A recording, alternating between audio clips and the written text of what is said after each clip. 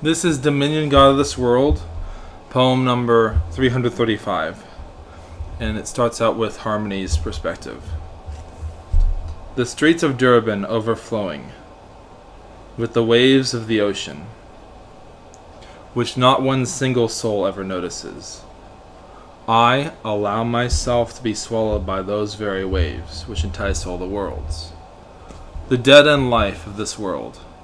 We surrender our hopes and resign ourselves with faith that one day there will be a way out. Unemployment rates nigh 50%. The lives we lived had banished the stars, which we should all be gazing at. The world is rife with opportunities to change, and we are always deemed so lucky if we even have a job, or otherwise stay here without a home, or otherwise amass great amounts of debt, which we will never be able to pay back. My anthem sings throughout the world. It always has. The winds of my aching heart like a song, like a stone that rolls through a stream, at the complete mercy of the oceans, which all the worlds connect to. In their darkness, there is a calling of shadows.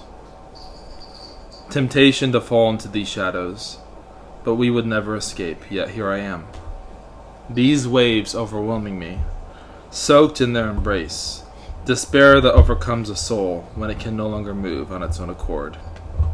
I once had hope for the future, which I held and cherished.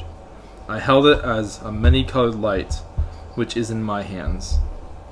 The stone of light had the power to light up all the world, glowing and illuminating every dark room where I stood. But this light of the stars was seized, and I will never find it again. This very light is now lost forever, was stolen by the villain who broke into my home at night and threatened to kill me.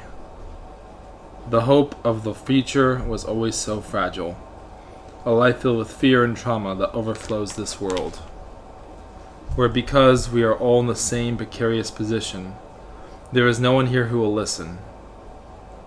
The desperate but vicious winds of this world against my patient but eternal watchfulness. All I will ever do now is wait for the world to flee from my vision, so that I could no longer see this world.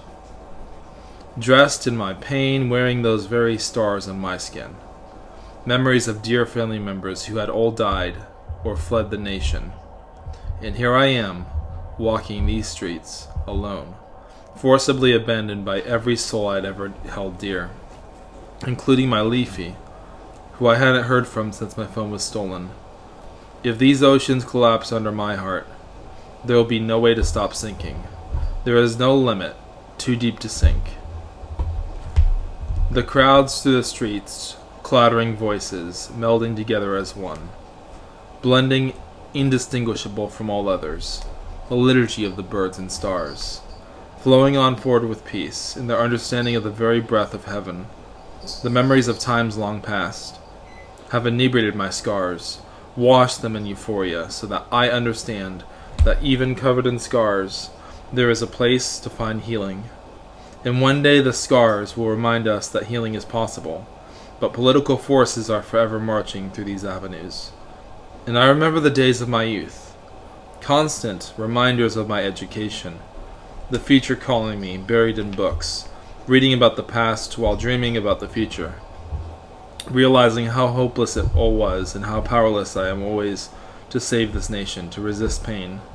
The weariness within this world from resisting sleep, always tempted to never wake up again. Nights spent alone, gazing up toward 10,000 stars. Hearts always pressed forward toward the future. The sinister forces at work in the world will surround our island of light, capsize all ships that try to reach our island, so that not a single soul seeking refuge here will ever hope to survive. My bitter bones erupt with passion and ingest all the fear of what is outside their control. The mighty waves that surround our paradise, caving in every moment until we can no longer hope, we are surrounded on all sides by the ministers of violence.